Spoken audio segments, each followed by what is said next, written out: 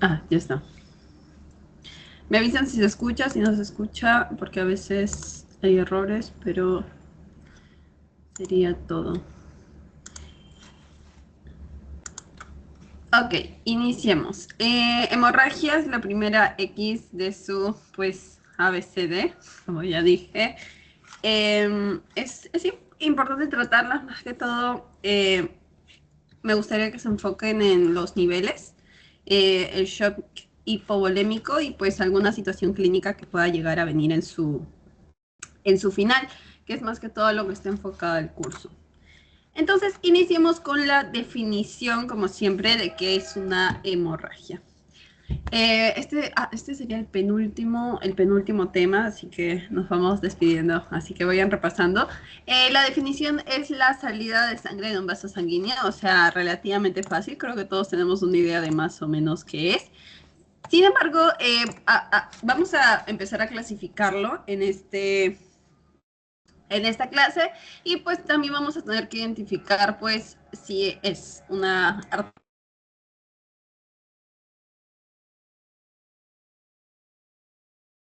que tendrán la próxima semana más o menos.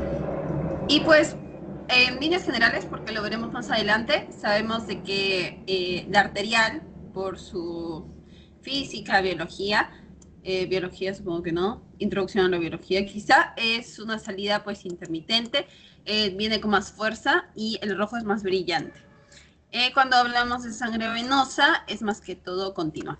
La salida intermitente de la sangre arterial, me refiero a que empieza a salir como pulsátil, ¿no? Como pum, pum, pum. Depende mucho de la presión y los latidos y todo lo que se relaciona. Entonces, por eso no es que salga siempre como con la venosa que es continua, ¿no? Esta es como que pum, pum, pum, y la venosa pues te empieza a salir más y pues la sangre es más oscura, recordemos que es sangre oxigenada y finalmente está el capilar, que es la salida de sangre en poca cantidad. Porque bueno, el capilar, a pesar de que tenemos millones y millones de capilares, son estructuras mucho más pequeñas y que tienen menor presión para el intercambio de oxígeno. Entonces, vamos a una clasificación, los tipos de hemorragia. Tenemos a la externa, que como dice su nombre, pues afuera, y la interna.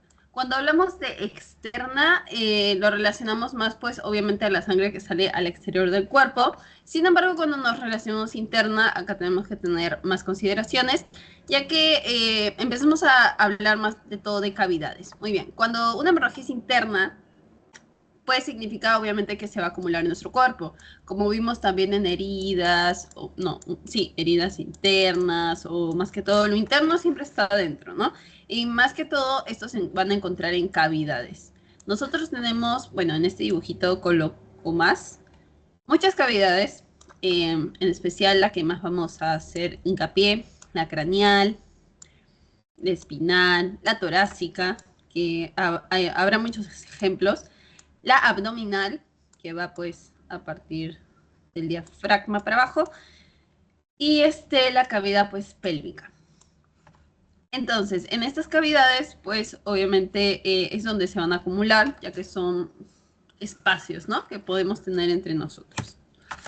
Así que algunas de las causas que pueda causar las hemorragias son solo dos, que la primera es la traumática, que supongo que lo relacionan bastante, obviamente un golpe, un accidente, como acá sale, este cuchillo, pueden causar, pues obviamente, el agente traumático, ¿no?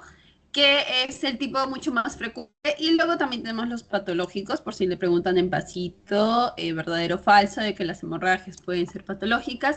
Sí pueden llegar a ser patológicas si es una enfermedad en la que se altera la coagulación sanguínea, ¿ok? Tenemos, por ejemplo, la hemofilia, que es cuando por factores de coagulación, pues sangras y sangras y sangras. Y la coagulación, los factores de coagulación, obviamente lo que hacen es más que todo la cicatrización, ¿no? De tu herida. Sin embargo, acá vemos una persona normal, con su herida coagulada, cuando se tu costrita y tú estás feliz, pero estas personas no. Como no tienen factores de coagulación o ciertos factores, pues la herida no coagula y la sangre sigue saliendo continua, ¿no? Esto puede afectar obviamente las plaquetas y como menciona los factores de coagulación. Entonces, luego nos dirigimos más que todo a la gravedad de una hemorragia. Hay que tener dos aspectos en cuenta que creo que es bastante lógico, ¿no? Porque no solo importa cuánta sangre estés perdiendo, o sea, la cantidad de volumen que sale de tu cuerpo por unidad, que, que por 7 mililitros, 27 mililitros, etcétera, sino que también hay que tener en cuenta el lugar donde se encuentra la lesión, porque no es lo mismo tener una hemorragia en una zona donde no peligra tanto a tener quizá una hemorragia intracraneal. Obviamente esta va a desencadenar más consecuencias a uno mismo, ¿no? Entonces, enfóquense obviamente en localización y en la cantidad de sangre perdida, que obviamente es importante. Así que, nuevamente vamos a las hemorragias en espacios cerrados. Hay que tener en cuenta que, obviamente, incluso si la hemorragia es muy pequeñita, puede llegar a ser grave si ocurra en un órgano vital, ¿ok? O en un espacio cerrado. Entonces, son peligrosas porque la sangre, al no expandirse, por ejemplo, ¿se acuerdan del hemotórax? Que acá tenemos un ejemplo. Como no se expande la sangre a su alrededor, pues está presionando. Está generando presión, acá aumenta la presión interna, comprime los tejidos y obviamente puede causar de que pues la difusión de oxígeno que hace la sangre pues al resto de los lugares no se dé. Causan isquemia, que espero que se acuerden de que isquemia se relaciona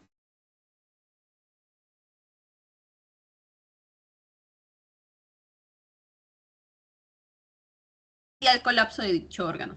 Así que más que todo sería como un conjunto de eventos catastróficos que puede llegar a pasar si no se tratan estas lesiones, ¿no? Como en el hematórax está presionando, pues obviamente genera una acumulación de líquido de sangre en nuestro pulmón, hace de que pues se empiece a expandir y presione, puede causar muchas consecuencias, que ojalá se acuerden que es diferente al loma del tórax, en el que era por presión, ¿se acuerdan? De que si yo coloco un lápiz acá y pues ahí el pulmón sí se hacía más chiquito. No sé si se acuerdan, pero en el hemotórax es diferente. Acá es cuando hay acumulación pues de sangre. Y también tenemos pues ejemplos clínicos, como ya les mencioné, el hemotórax, que sale en la imagen anterior, el colapso pulmonar obviamente, genera hipoxia, pues obviamente la sangre se está pues presionando, se está acumulando y no está llegando a ningún lado, entonces esa sangre genera obviamente una dificultad respiratoria ya que está afectando a los pulmones y también un colapso pulmonar posteriormente. Tenemos también la hemorragia intracraneal, que la mencioné antes y tenemos por acá un ejemplo, que genera más que todo comprensión cerebral, ¿no? O sea, y puede alterar la conciencia o paro respiratorio. Recordemos que en TEC vimos también de que podían haber accidentes que se puede considerar alguno de ellos como una hemorragia intracraneal, ¿no? Entonces, esta pues obviamente altera la conciencia, que recordemos que la conciencia no es solamente pues que tú te desmayes, sino que es una alteración del tiempo, espacio, persona, etcétera. Y puede ser paro respiratorio porque obviamente, aparte de que puede generar pues hipoxia, puede alterar quizá algún en la hemorragia intracraneal, algún lugar esencial en el que nosotros pues necesitamos para respirar. También tenemos el hemopericardio, que es la comprensión cardíaca, el shock obstructivo. Me olvidé de poner una imagen por acá, pero ¿se acuerdan de que su corazoncito tiene capas, no? El pericardio, pues, es uno de ellos. Pues esta telita está por su corazón y a veces al haber algún accidente, algún hemo, se genera como en el espacio que hay entre tu corazón y este pericardio, que el pericardio sirve para cuando el corazón está latiendo. Obviamente al hacer esta clase de acción, esta mecánica, no quiere, pongámosle que rasparse, o sea, quiere hacerlo con total seguridad. Entonces necesita pues esta tela que más que todo lo ayuda para que todo esté muy bien, que lata, pero y se deslice correctamente y todo esté bien alrededor de él. Sin embargo, ves, en esa telita ocurren accidentes y pues se empieza a acumular la sangre y eso obviamente genera una comprensión cardíaca. porque estás como si estuviera tu corazón acá y luego se empieza a llenar todo de agua, obviamente genera un shock, ¿no? Un shock obstructivo. Y también tenemos el hemoperitoneo, que es la comprensión visceral, más que todo eh, por el abdomen, ¿no? También tenemos un peritoneo, que es otra capa que se encuentra más que todo en la región abdominal y puede generar anemia, que es en menor cantidad de sangre, ¿no? Que está discurriendo por nuestro cuerpo. Entonces acá vamos con las clasificaciones más extensas que vamos a ver una por una. Primero, según su naturaleza, o sea, la fuente de origen, de dónde viene, o sea, sí, está cómo se relaciona, ¿no? De manera externa o de manera interna. Y acá, pues, obviamente, interna, la cavitaria y la intersticial, que sé que saben por biología, que es obviamente es el espacio entre los tejidos. También tenemos según su gravedad, que se relaciona más con la cantidad de sangre perdida, ¿no? O sea, si es leve, moderada y grave, que obviamente van a tener un caso clínico muy relacionado a esto. Y también tenemos, según su procedencia, que es el vaso afectado, que es el que les expliqué muy por encima al principio, ¿no? La arterial, venosa y capilar. Entonces, según su naturaleza, nosotros sabemos de que es externa porque pues obviamente podemos ver. Acá vemos está saliendo sangre por afuera, pues externa, fácil. Y puede haberse pues obviamente provocado por la ruptura de un vaso sanguíneo a la salida. Que bueno, este vaso sanguíneo va a ir al exterior. Es visible y generalmente causado obviamente por traumatismos. Por desgarros, cortes o fracturas abiertas, que recordemos las fracturas abiertas que vimos en fracturas, ¿no? También tenemos la interna, que esta es un poquito más amplia, que se relaciona obviamente más que la sangre se acumule en la cavidad. Obviamente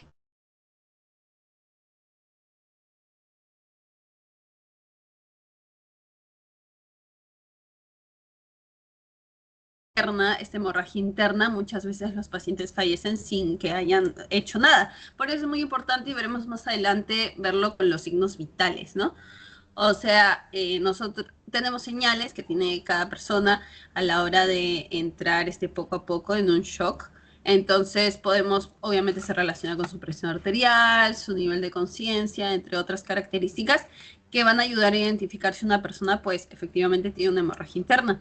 Entonces, hay las exteriorizables, que en la interna hay que tener en cuenta de que pues nosotros tenemos nuestro cuerpo, ¿no? Esta es una persona muy feliz en su cuerpo y nosotros tenemos cavidades que se comunican con el exterior, como por ejemplo el estómago. Recuerden que el estómago, pues obviamente el tubito va a llegar hasta, pongámosle, hasta el recto, ¿no? Entonces, obviamente, si nosotros tuviéramos una clase de herida en el estómago o quizá en otros lugares, quizás se pueda llegar a exteriorizar tosiendo o si fuera un meloma, que veremos más adelante eso, a través de las heces. O sea, sabemos de que hay un sangrado interno, pero estas al comunicarse, quizá por un tubito, como vemos acá, el estómago, recto y vejiga están conectados muchas veces con los desechos, con lo que nos alimentamos, podemos pues identificarlos si, como dije, tosemos o en las heces. También están los o en la orina, ¿no? Como en la vejiga. Pero también están los no exteriorizables, que más que todo ocurren en cavidades, obviamente, como esta personita en su cabeza o en su abdomen, que no se van a comunicar con el exterior. O sea, no tenemos ningún, en el cráneo principalmente no tenemos ningún tubito, pues, que se relacione con la boca. No es que sangres para el cráneo y vas a escupir por la boca, ¿no? Entonces, pues, obviamente se relaciona al no exteriorizable, ¿no? Entonces, exteriorizables son más que todo cavidades que se comunican con el exterior, ¿quién es? Estómago, recto, vejiga, ¿no? Y los no exteriorizables, pues el resto, las que no se comunican, el cráneo, el abdomen, etc. ¿Y cuál es la importancia clínica? Como les comenté, pues suelen ser causadas por traumatismos y son difíciles de detectar. Esto puede obviamente generar de que la persona luego tenga un shock por no haber sido tratado en su momento o un shock inmediato, y también requiere atención médica, obviamente. Entonces, acá vamos a hablar de dos, que es la cavitaria y luego vamos a mencionar la intersticial. Con la cavitaria nos referimos más que todo, obviamente, como ya les mencioné, a las cavidades que nosotros tenemos, ¿no? Abdomen, tórax, etc. Entonces, obviamente, esta sangre se va a acumular y como les dije, que esto creo que se ha repetido, la exteriorizable que se comunica al exterior mediante orificios naturales, estómago, recto, vejiga, y las no exteriorizables que ocurren en cavidades sin comunicación al exterior, ¿no? Que es bastante, creo que fácil de identificar si seguimos la lógica. Sabemos que el estómago luego va a ir a recto, quizá también van algunos a la vejiga, entonces obviamente pues se van a tener que expulsar en algún momento. En la intersticial nos referimos más que todo a lo que ustedes pues obviamente conocen como hematomas, petequias y equimosis. Creo que no hemos hablado mucho de las petequias, pero son bastante sencillas. Acá obviamente sabemos que la sangre se acumula fuera de las cavidades naturales y puede originar estos, entre comillas, moretones, como nosotros le llamamos, ¿no? Entonces acá tenemos pues una persona que probablemente tenga una equimosis muy, muy grande. Y acá hay un cuadrito que dice, bueno, que no hice yo, pero que hay, acerca de las diferencias entre estas tres. Primero vamos con el hematoma, ¿no? Ya sabemos nosotros de que genera una elevación palpable y nosotros sabemos de que genera más que todo edema el hematoma, ¿no? Porque en los otros, yo sé que se acuerdan de las otras clases y no lo han olvidado, de que pues hay mayor pues acumulación y puede ser más dolorosa que lo que va a ser la equimosis o el moretón, ¿no? Como lo conocemos coloquialmente, pero equimosis. Esta pues acumulación de sangre que se extravasa en un tejido. Luego tenemos la equimosis, que más que todo es una extravasación de sangre en la dermis y tejido subcutáneo. ¿Se acuerdan de epidermis, dermis, hipodermis, tejido subcutáneo? Bueno, más o menos se coloca por ahí. Y este es visible obviamente como una mancha sin elevación. No hay tanta elevación, suele ser más plana y es similar a un moreto. Luego tenemos las petequias, que son las que les comenté que como pequeñas hemorragias, como si fueran puntitos de un sarpullido, pero no lo son. O sea, son producidas más que todo por rupturas de capilares superficiales y no se aplanan y no desaparecen a la presión. O sea, a veces cuando tú presionas un moretón, a veces como puedes, se ve de diferente color, ¿no? O sea, no palidece y a veces no desaparece. En cambio, en las petequias no ocurre lo mismo. Y son más que todo puntos rojos o violáceos. Y más que todo relacionándolo a la histología, es decir, a los tejidos, pues acá tenemos a la arteria, que pues los eritrocitos están fuera del vaso y obviamente filtran en el tejido conectivo, ¿no? Y con el tiempo pues se degrada la hemoglobina. Acá tenemos el tejido, tú sosteniendo. Acá tenemos a los eritrocitos en la equimosis, que no es como si se acumularan todos juntos, ¿no? Y están más dispersos en el tejido conectivo y pues no generan el edema. Y finalmente están las petequias, que está como en distintos focos eritrocitos, ¿no? Alrededor de los mismos capilares, o sea, no es que se aleje mucho. Llegamos por fin a la procedencia. Cuando hablamos de procedencia, más que todo, obviamente me refiero a si es arteria, vena o capilar. Así que primero vamos con el capilar, que como les mencioné son vasos sanguíneos superficiales de la piel. Esto no les mencioné, lo que les mencioné son que pues son más pequeños, ¿no? Son más pequeños, la sangre sale sin fuerza, porque hay menor presión obviamente para el intercambio gaseoso, ¿no? Entonces cubren la superficie relacionada y también se le conoce como hemorragia en sábana. Y generalmente, pues obviamente son fáciles de controlar porque si no hay tanta presión y al fin y al cabo no hay tanta cantidad de sangre, pues es bastante sencillo. Sin embargo, en las venosas, pues vamos un poquito subiendo de nivel, que se producen por una lesión en la vena, como dice su nombre muy obvio, Y la sangre es de un color rojo oscuro, como mencionamos antes. También pues, es continuo, uniforme, justamente porque no tiene la presión que tiene la arteria, ¿no? Y puede ser, pues, escaso o abundante, dependiendo, pues, dónde haya sido o la profundidad. Y obviamente puede controlarse con presión directa en la herida. O sea, lo veremos más adelante, o sea, en la siguiente diapositiva literalmente, pero esto se explicará mejor acá, porque acá creo que relacionado a la presión directa. Porque en la arterial tenemos que tener en cuenta de que es la más grave. Si les preguntan, ¿la salida es la más grave de la arteria? Sí, obviamente es la más grave. Es la que sale, porque sale con más fuerza y pues presenta chorros rítmicos sincronizados, como les dije, al pulso. ¿No? Su pulso, la arteria no es que siempre esté como las venas a causa de las válvulas, pues están todas muy en paz. Sin embargo, en la arteria, hasta cuando te sacan sangre de la arteria, duele mucho más porque está más que todo con más pulso y más presión. Entonces, obviamente es la hemorragia más grave, por favor, grábense esto, y puedo gozar la muerte en pocos minutos si no se controla. Entonces, a lo que me refería con la presión directa sobre una herida, muchas veces en la vena y cuando tú lo presionas, pues puede llegar a controlarse, ¿no? Si solo lo presionas en ese lugar. Sin embargo, hay casos en los que las hemorragias en la arteria son tan fuertes que muchas veces al presionar en el lugar no se calma, o sea, sigue la fuerza, así que se dirigen a veces a arterias mucho más fuertes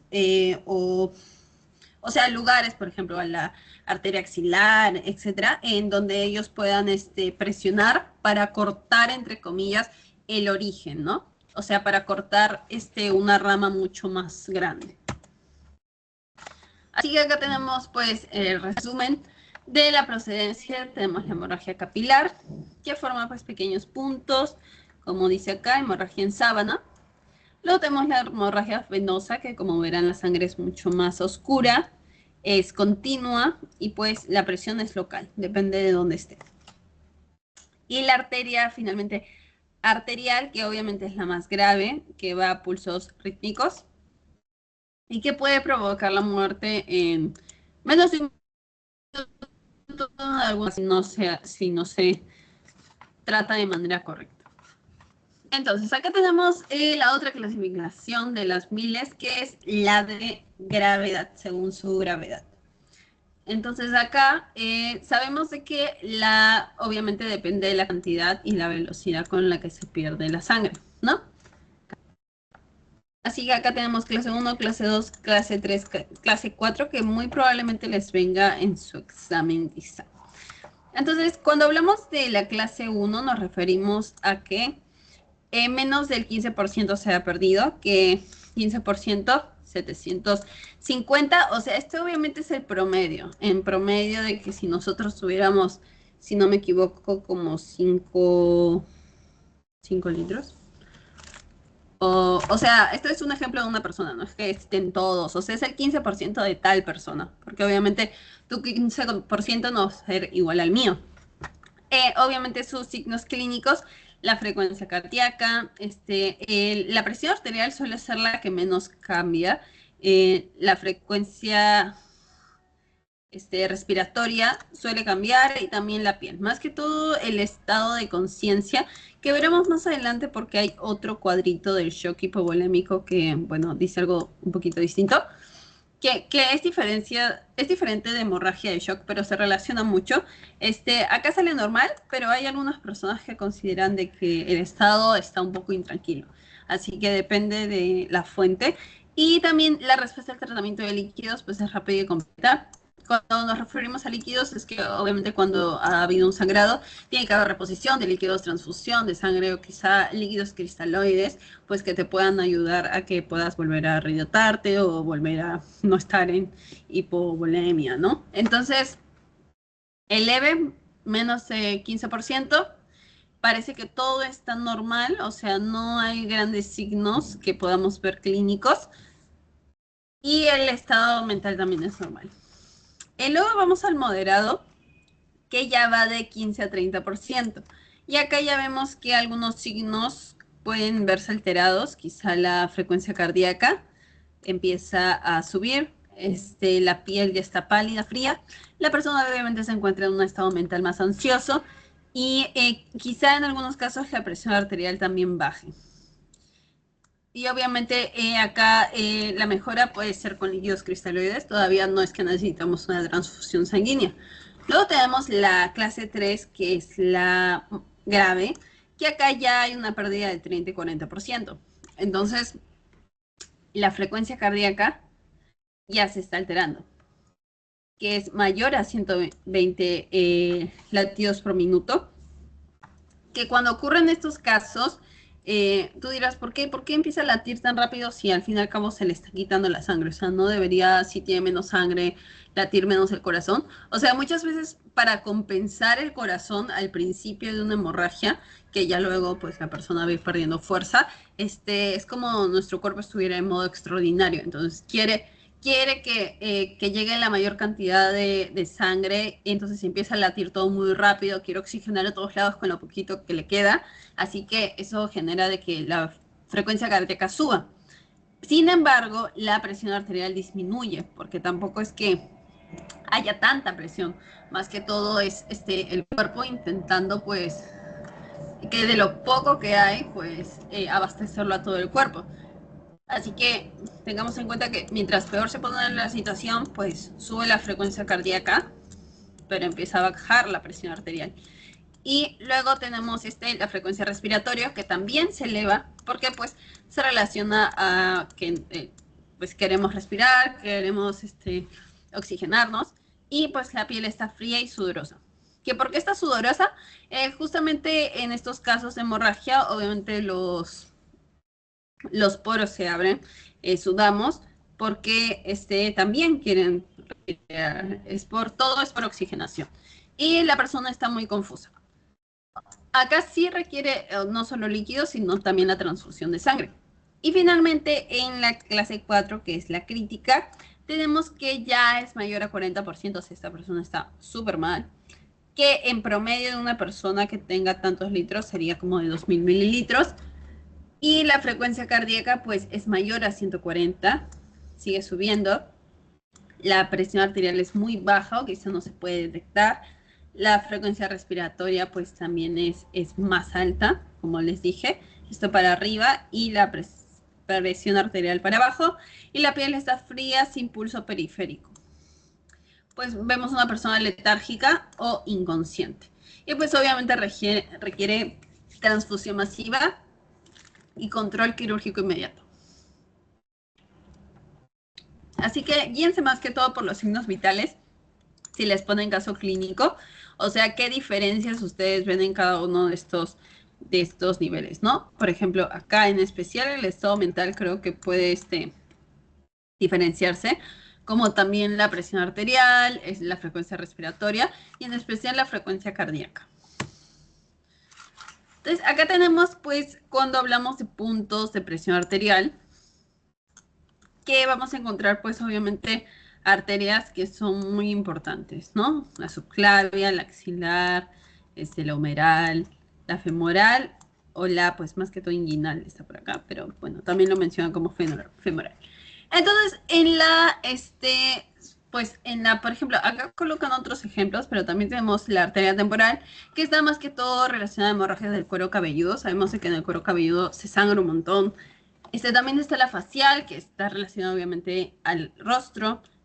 La arteria carótida, que lo encontramos por el cuello, que pues muchas veces hasta al tomar el pulso no recomiendan que sea, obviamente no lo hagan, no pongan dos manos a la hora de tomar el pulso de una persona, porque eso puede generar hasta desmayos, porque al ser una arteria que únicamente, o sea, en este lado de nuestro cuerpo, para que noten la importancia, más que todo solo están estas dos arterias las que van a llegar la oxigenación a nuestro cerebro.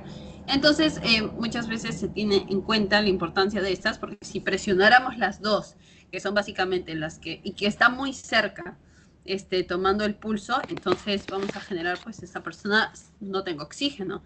A diferencia de, pues, presionar en la mano, en 2 manos, pues si presionáramos la radial, porque bueno, son zonas que están alejadas, entonces puede haber compensación. También tenemos la subclavia, que pues está más relacionada al hombro. La subclavia se encuentra pues más que todo por... se me fue la palabra, pero no importa. La arteria braquial, de hemorragias del antebrazo, que está por acá. Ah, la arteria braquial que está más que todo por acá.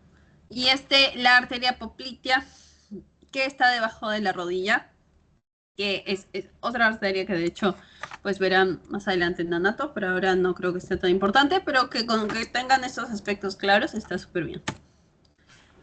Así que ahora vamos con manejos generales y medidas pues generales. Sabemos de que primero, bueno, en este es un pequeño resumen de lo que más o menos tienen que hacer, pero también podemos ir paso a paso, que van a ser 4 pasos y el último paso, que es el torniquete, lo veremos mucho más porque no se usa en todos los casos, obviamente el torniquete puede ser mortal. Creo que les he mencionado muchas veces lo del torniquete acá, así que deben tener una idea. Tenemos el número 1, que la presión directa sobre la herida, ¿no? Entonces, obviamente tenemos que presionar, que este es el primer paso. Lo esencial que tú tienes que hacer si una persona pues está desangrando es presionar directamente sobre la herida. Esto va a ayudar obviamente a la coagulación y a que se cierre y que todos tus efectos en el cuerpo surjan, ¿no? Entonces, colocamos quizá una compresa, un apósito, mantenemos presión continua y si se empapa, se coloca otra encima. O sea, no es que tú estés con tu no sé, pañuelo ahí, no pañuelo, mejor mantel o lo que sea, una compresa, en la persona y se empieza a llenar de sangre y continúas, ¿no? O sea, si ya se empapó, ya no está presionando mucho. Entonces es mejor colocar otra y pues no retirar hasta que los coágulos estén formados, como les mencioné, que es de 7 a 10 minutos. O sea, los coágulos se forman en 7 minutos normalmente una persona, pero se recomienda que sean 10 minutos los que se presiona por si acaso.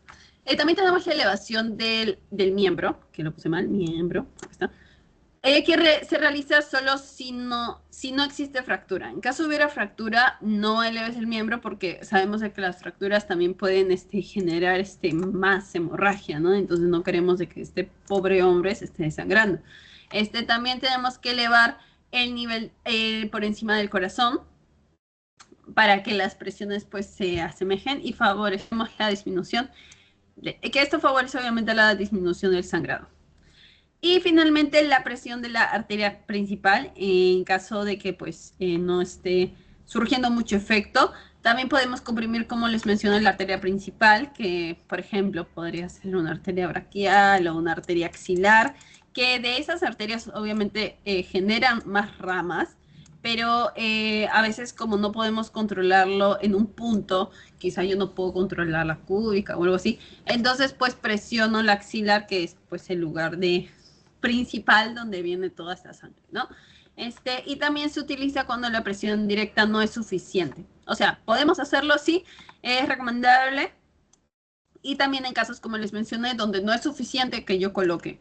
Que por eso les mencioné que es diferente si es una herida de vena o de arteria. Porque en la vena nosotros al presionar una compresa en la herida directamente, pues puede llegar a solucionarse todo y todos somos felices. Sin embargo, muchas veces en la arteria tenemos que no solo presionar en esa zona, sino también irnos a una arteria más importante que esté generando más presión para pues poder solucionar el problema.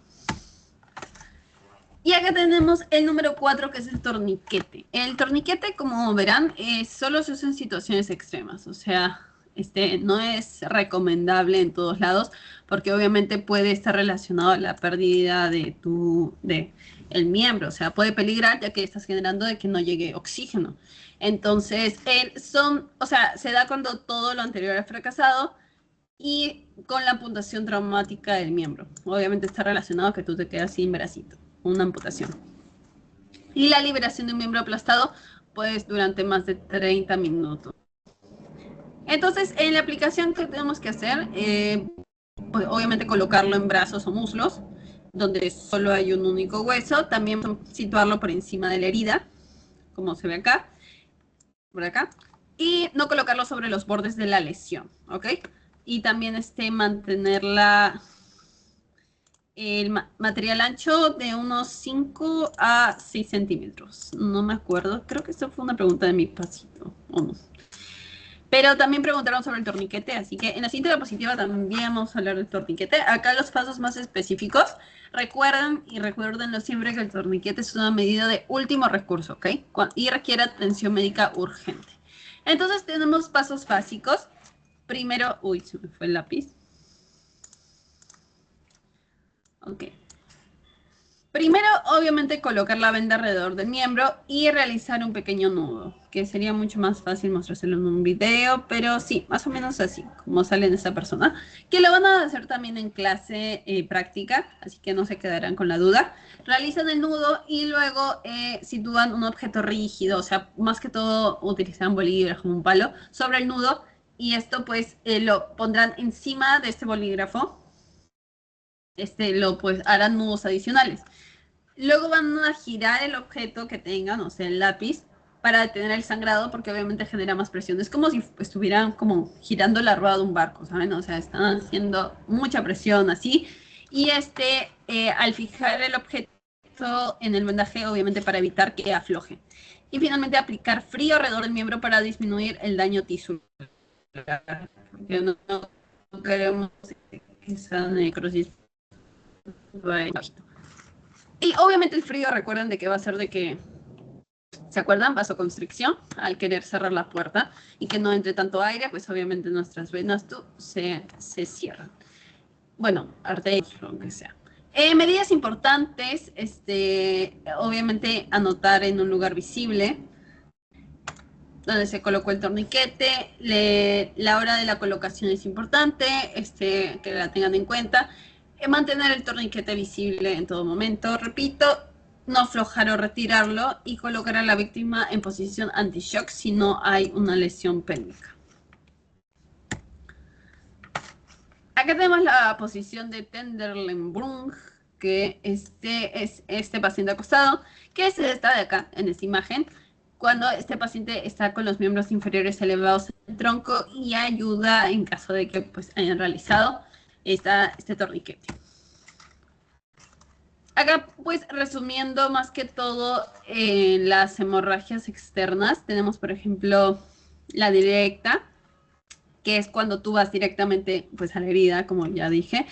Es el apósito más limpio, presionas durante 10 minutos, que la coagulación se dé en 7, repito, pero se recomienda que se haga en 10 minutos. Elevas el miembro afectado en la posición de processor, como se llame, y transcurren los 10 minutos para aliviar la presión, traslado del centro sanitario. Luego tenemos la presión arterial, que quizá, o sea, la arterial humeral como ejemplo, que tiene un trayecto por debajo del músculo del bíceps, que tiene por acá. Entonces, en la arteria femoral también se comprime a nivel del ingre de la cara interna del muslo. Esto más que todo son zonas en las que tú puedes, porque la femoral, acá no está el ejemplo, pero obviamente es en la pierna. Y la humeral, que está, pues, obviamente en el húmero. Luego tenemos el torniquete, que se relaciona obviamente a hemorragia externa, que se aplica solo en caso, obviamente, que falle lo demás, por favor. Si les hacen verdadero o falso en su práctica, en su pasito, no quiero que me marquen de que el torniquete lo hacen siempre y que sí hay que salvar vidas. No, porque solo se hace en caso de que falle todo lo demás que intentamos. Se ejerce una presión controlada. Y acá, miren, acá están los dibujos todos lindos, que es como si pusieran un palito, haces los nudos y luego empiezas a girar, ¿ven? Se utiliza obviamente banda ancha en la raíz del miembro afectado y se anota la colocación en un lugar visible. Acá en hemorragias internas pasamos más a lo clínico, en cuando nosotros tenemos que sospechar.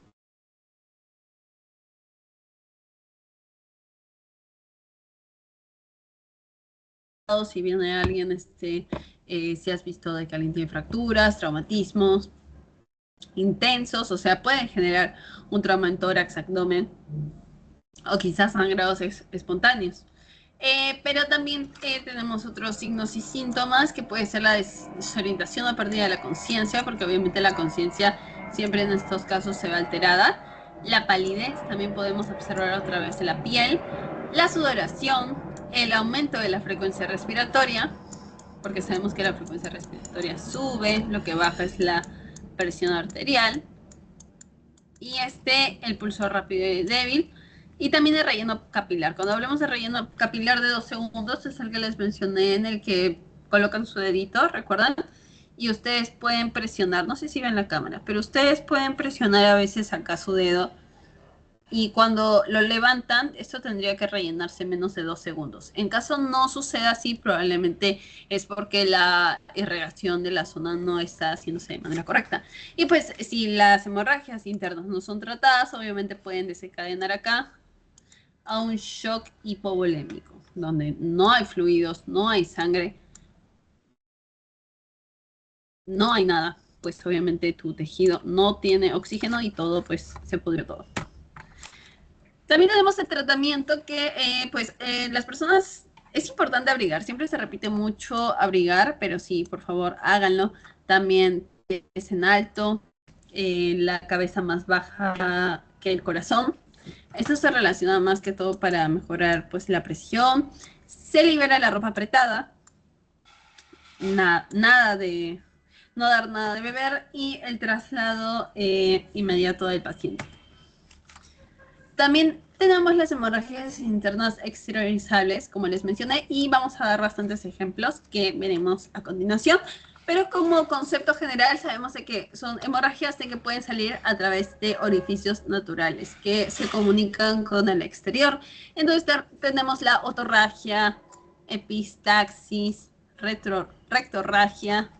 Por la boca tenemos a la hematemesis, hemoptisis, al aparato, en el aparato genito urinario, a la hemoturia y a la metrorragia. Entonces, estos suelen venir bastante en sus parciales, así que sepan diferenciar a cada uno por si les ponen un caso clínico, y la verdad son bastante sencillos porque cada uno tiene una característica que obviamente se los van a colocar en el examen para darles la pista. Entonces, obviamente la otorragia, que es la salida de sangre del conducto auditivo, no sé si se acuerdan que lo vimos en fractura de cráneo en TEC, y pues puede aliviar una lesión interna grave. También sabemos de que puede generarse golpes fuertes, traumatismos craneales, como les dije, accidentes o coches, o pues balonazos o impactos. En los tipos de otorragia sabemos de que puede pasar con traumatismo craneal o sin traumatismo craneal. Con traumatismo craneal obviamente relacionado, si se acuerdan, a la fractura de la base del cráneo que había pues en los ojos de mapache, y también había otorragia. Y pues sin traumatismo craneal, pues relacionado antes como con accidentes, golpes, etc. También el tratamiento obviamente es no taponar el oído, porque puede, si se acumula la sangre, pues obviamente va a generar que peor el tratamiento, va a empeorarlo. Colocar al paciente en posición lateral sobre el lado afectado para que pues pueda salir. Inmovilizar con cuidado por posible lesión cervical, porque obviamente sabemos de que si hay un accidente en el cráneo, pues puede verse relacionado muchas veces con un traumatismo cervical, lesión cervical, medular, etc. Y eso obviamente desencadenar peores consecuencias. En la epistaxis, es lo que nosotros conocemos como el sangrado de nariz, ¿no? O sea, las salidas de sangre por la nariz, que es creo que de las más comunes que ha sufrido alguna persona. Suele ser leve más que todo, y puede ser signo de una lesión o enfermedad más importante, así que hay que tener en cuenta eso. Tenemos, por ejemplo, tipos de epistaxis, porque hay muchísimas. Por ejemplo, está la rotura de pequeñas arteriolas, que puede darse por el sangrado nasal, o sea, cuando tenemos gripe, estornudar, hay muchas veces donde las flores, o sea, el polen, pueden generarte de tantos estornudos sangre por pues el aumento de presión, trastorno nasal, etc. Tenemos la sintomática, que puede estar asociado a la hipertensión arterial, a la gripe y a los trastornos de coagulación, como vimos antes de que había un trastorno de coagulación, ¿no? También la hipertensión arterial puede generar un sangrado y pues como ya dije, la gripe. En la traumática, se relaciona obviamente con golpes directos a la nariz.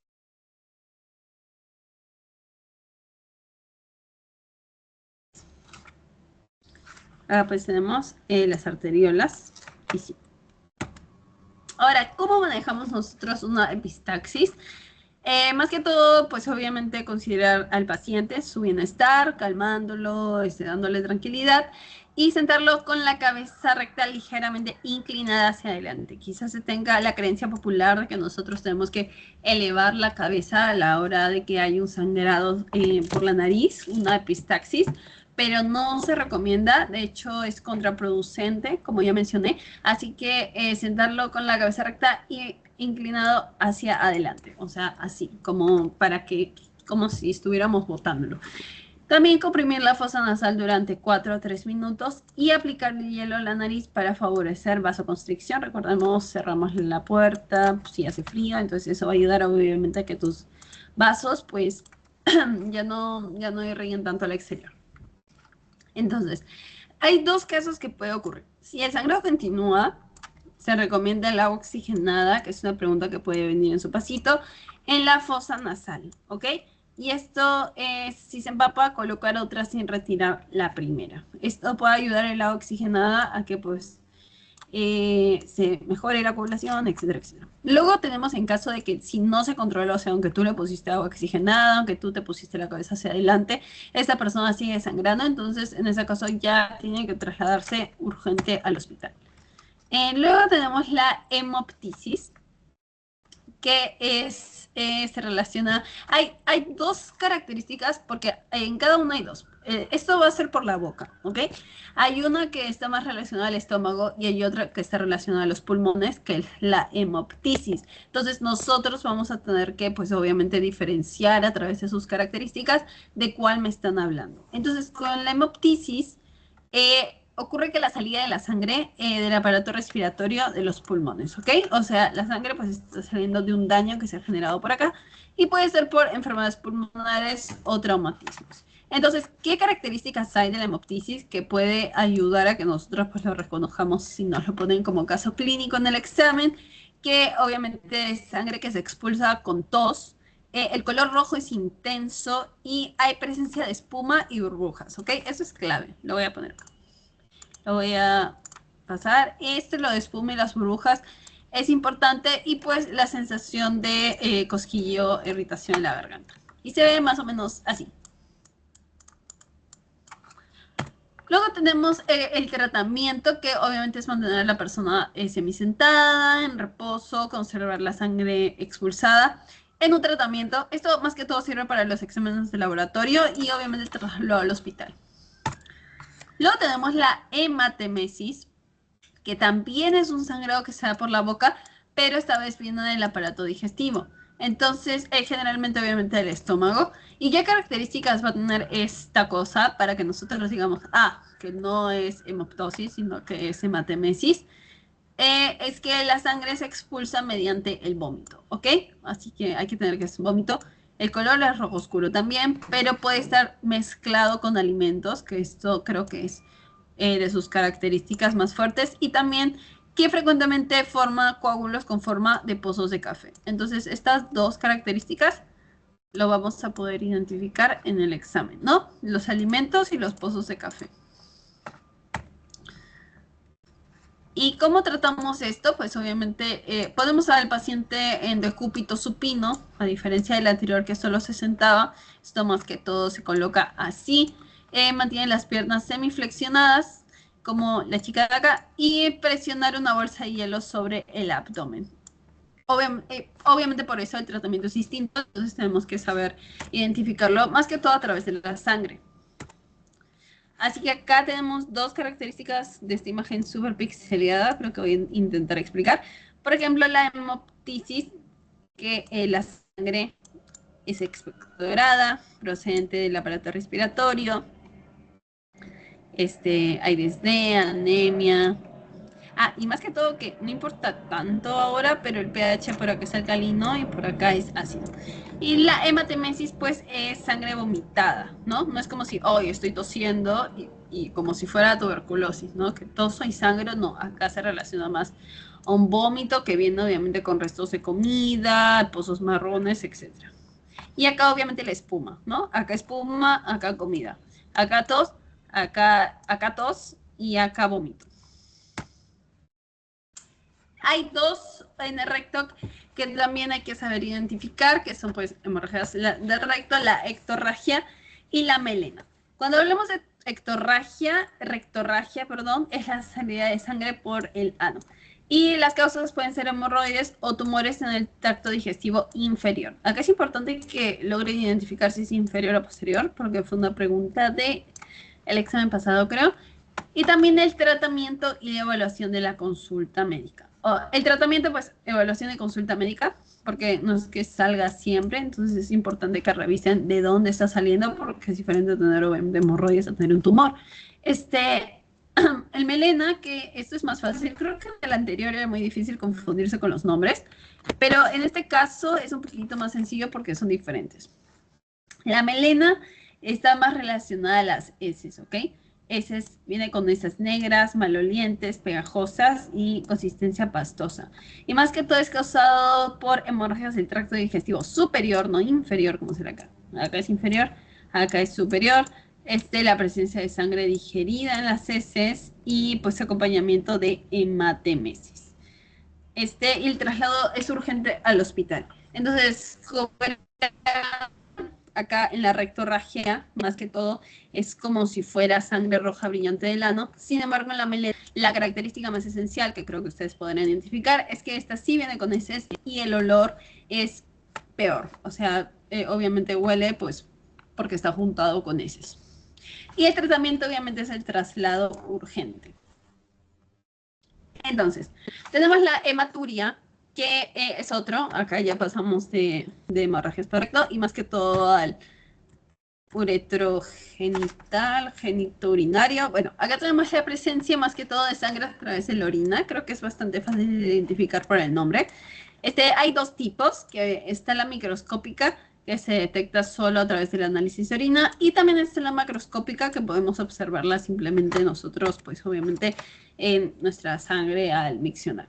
Entonces, ¿qué causa esto? Puede ser infecciones, un cólico nefrítico, quizá tumores de vejiga, traumatismos abdominales o de fosas renales. O sea, más que todo relacionado a los riñones, como verán, la vejiga, etcétera. También tenemos tratamientos que pueden ser, pues obviamente una evaluación y un traslado al hospital en caso de que haya habido traumatismo.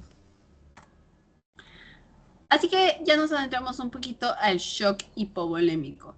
Cuando hablamos de shock es, pues, más que todo el estado, o sea, en el que nuestra perfusión tisular es inadecuada. Recuerden que la perfusión es como nosotros estamos, pues, los tejidos tienen una perfusión que está llegando, pues, su oxígeno acá. Y todos los tejidos están muy felices. Sin embargo, cuando hay shock hipovolémico, pues, la sangre no está llegando muy bien. Entonces, su pequeña célula, los tejidos y las células y todo eso, no pueden funcionar. Y eso genera, pues, obviamente, una insuficiencia. No funciona bien nuestro cuerpo debido a una pérdida importante, pues, de volumen. Acá vemos una persona, la taquicardia, luego la taquipnea, los signos tardíos, etc. Aquí hay consecuencias de el shock hipovolémico. Vemos de que puede haber una disminución de retorno venoso, una disminución del gasto cardíaco, una reducción de aportes de oxígeno a los tejidos, como les dije, la alteración del metabolismo celular, porque pues la célula no tiene su comida, que es el oxígeno, y una disfunción progresiva de los órganos. Y acá tenemos pues la clasificación del shock hipovolémico, que acá es lo que les mencioné, que es un poquito más amplia, así que vamos a revisarlo para que puedan reconocer también las diferencias de cada una de las clases. En primer lugar, obviamente la pérdida de sangre va a ser esencial, pero no creo que se los pongan tanto la pérdida, sino más que todo los signos vitales que pueda tener la persona. Pero bueno, acá vemos ya que pues en el primero es una persona que tiene menos del 15%, es bastante leve. En el 2 va de 15 a 30%. En la clase 3 va de 30 a 40%. Y finalmente en la clase 4, que es ya crítica, es más del 40%, que se relaciona mucho a la clasificación de hemorragia, si se dan cuenta. Luego tenemos la presión arterial, que es la que más difícil es que cambie mientras sube. O sea, tenemos que en el primero está normal, en el segundo es medio normal, o sea, ligeramente baja, pero la gente lo puede ignorar. Ya en el tercero está disminuida y pues en el cuarto pues es muy baja o indetectable. La frecuencia menor a 100. Acá como que sube, pero nada del otro mundo, o sea, 100, 120, bueno. En la clase 3 ya va de 120 a 140, o sea, hay una taquicardia. Y más de 140, pues obviamente es un estado crítico. Y en el llenado capilar, como les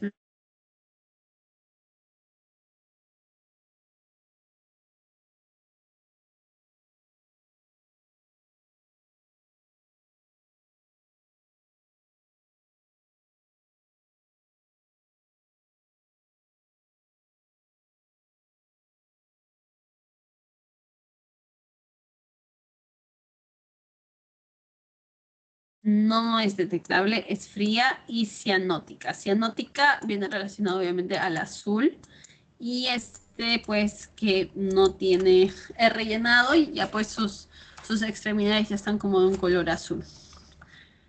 En la frecuencia respiratoria, pues sí vemos algunos cambios que podemos identificar. Obviamente en el leve no hay ningún cambio que vemos, o sea, está relativamente bien. En el moderado ya hay de 20 a 30, o sea, está subiendo. La frecuencia respiratoria, saben que suben también de 30 a 40 en el grave y ya más de 35 en el crítico. Finalmente, el estado mental, que creo que es uno de los estados que más atento hay que estar, justamente porque es el que de los primeros uno nota, porque ya en el nivel leve, esta persona puede estar tranquila, pero también puede estar alerta porque sabe que algo está sucediendo. En el segundo nivel está ansiosa, inquieta.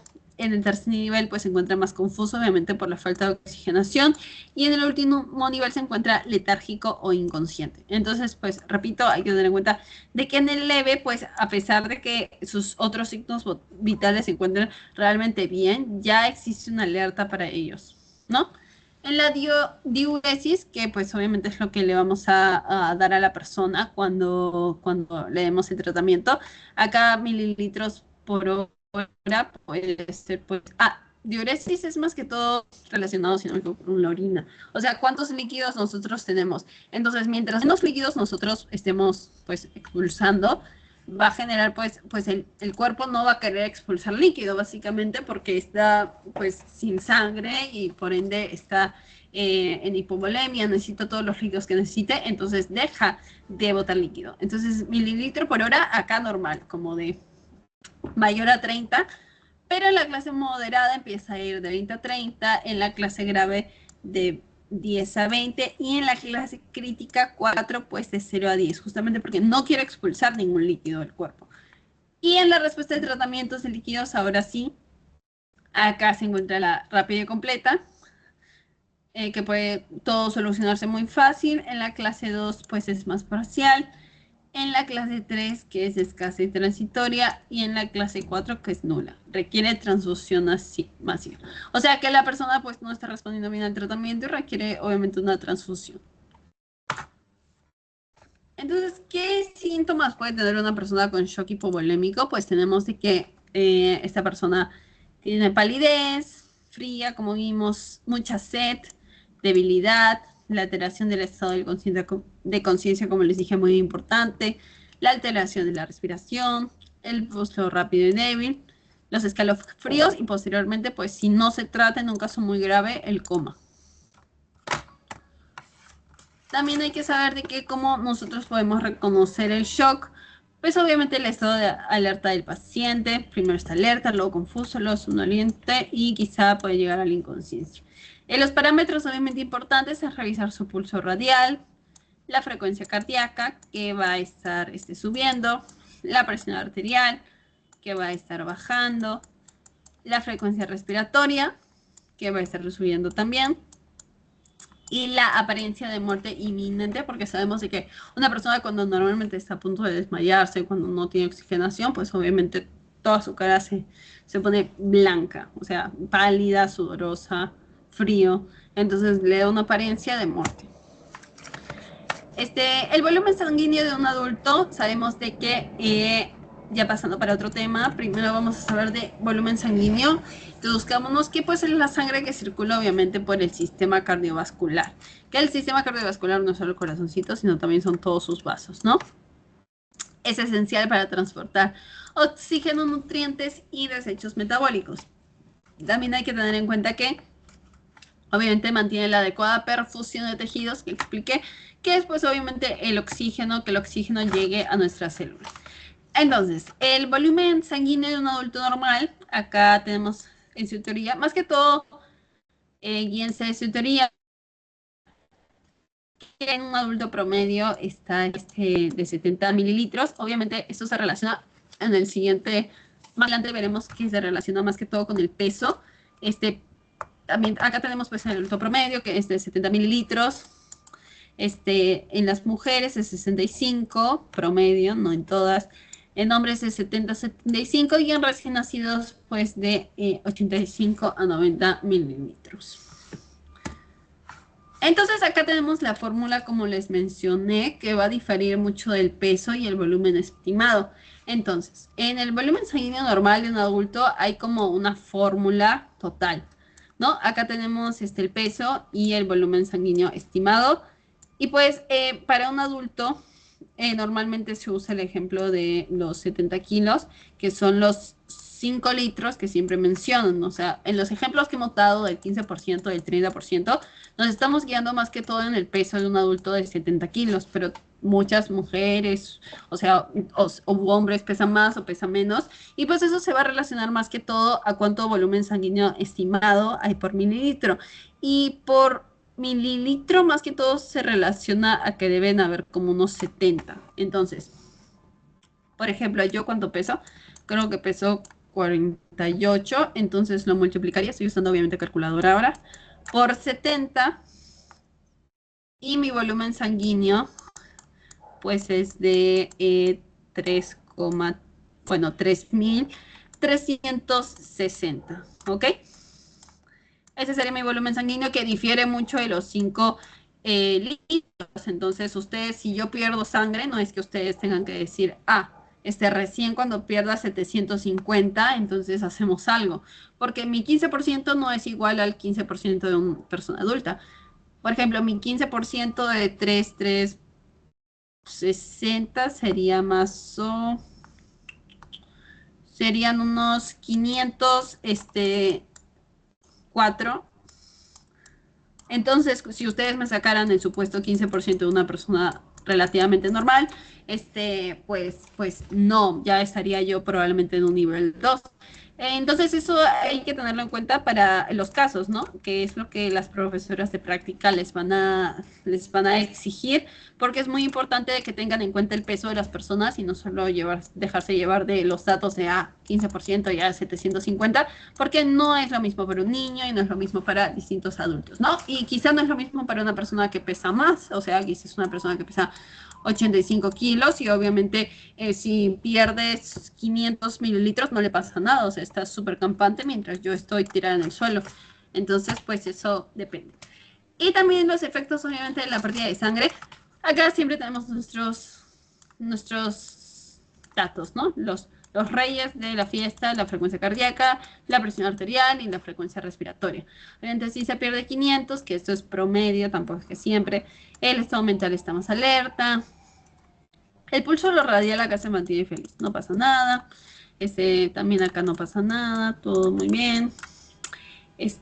Acá sí es diferente si se genera 1.000, 1.500, 2.000 y 2.500 ya pues obviamente esta persona está perdiendo mucha sangre. El estado mental cambia de alerta, alerta, alerta ansioso, confuso, letárgico, como les mencioné. Lo que más cambia es el estado mental, por lo que hay que tenerlo muy en cuenta, es muy importante. El pulso débil también recién se da a partir de los 1500, en caso de que pues, sea la persona. La frecuencia cardíaca, la presión arterial y la presión respiratoria, pues se van a ver como los anteriores datos que vimos, ¿no? Está más de 100, más de 100, más de 120 y acá más de 140, obviamente es un grado mucho más grave. La presión arterial y la frecuencia respiratoria, que acá nadota todo bien, pero acá pues ya se empieza a alterar. Así que por fin llegamos a las preguntas. No sé si tienen alguna pregunta hasta ahora sobre algo. Están abiertos a decir y luego yo les haré preguntas a ustedes en las siguientes como 3 diapositivas que tengo de los banquitos de los cursos anteriores. Entonces, si no tienen ninguna pregunta, les doy unos segundos y cuando me respondan a mí estas quedarán libres, ¿ok? Entonces, lo primero. No tienen ninguna pregunta, ¿no? Les estoy dando la oportunidad. No. Tenemos un paciente de 22 años que sufre accidente de tránsito. Su presión arterial está de 78/45. Yo recomiendo que en su examen, o sea, atentos a esto, como que, no sé, lo resaltan, no hacen algo con su lápiz. La frecuencia cardíaca está de 132. La frecuencia respiratoria está de 30. Respiratoria, sí, 30 respiraciones por minuto. Y pues tiene diaforética, que sería sudoración. Y pues hay sangrado activo en el muslo. ¿Cuál sería el manejo inmediato? Bueno, acá tampoco se necesitan mucho los datos en los signos vitales. Creo que está bastante sencillo. ¿Qué tiene que hacer antes si me responde uno? Administrar analgésicos, intubar, control de hemorragia o el IFAST. Que alguien espero que hayan olvidado que es el IFAST. Sí, control de hemorragia. Obviamente lo primero, porque justamente es X, A, B, C, ¿no? Entonces, a pesar de que obviamente es importante revisar la oxigenación, pues obviamente el control de hemorragia también es importante. Acá tenemos una un poquito más compleja, que es acerca de la correlación correcta, que bueno, está bastante sencilla igual, no es para tanto. Tenemos, o sea, cuál va con su parejita, ¿no? La hematuria, sangrado digestivo, hematemesis, sangrado respiratorio, melena, sangrado rectal bajo, hemoptosis, sangre roja y espumosa expulsada tras episodios de tos. Hemoptisis, perdón. Creo que he dicho toda la clase hemoptosis. ¿Cuál ustedes marcarían? Bueno, la melena pues se la soplo, el sangrado rectal no es bajo. Es más arriba, es superior del tracto digestivo. Así que esta no podría ser. Entonces, ¿cuál marcarían ustedes? Hemoptisis. Sí, la hemoptisis. Porque mencionamos de que es una sangre roja y el espuma es esencial acá. Porque en la otra, pues había más, había sangrado digestivo y venía más con comida. O sea, no tiene en la hematemesis. Y acá, pues, te ponen que hematemesis es sangrado respiratorio, nada que ver. Y la hematuria, que viene más relacionada con la vejiga, pues no es digestivo. Así que sí, muy bien, sería la letra D. Son muy inteligentes. Y finalmente acá sí es importante ver los signos vitales. Tenemos un paciente pálido, sudoroso, frecuencia cardíaca de 130 latidos por minuto, frecuencia respiratoria de 34, la presión arterial de 80/40 y pues según la clasificación de shock del ATLS sería 1, 2, 3 o 4. Igual hay que tener en cuenta de que 3, muy bien, sí, 3. Acá les pongo el cuadrito, si no saben.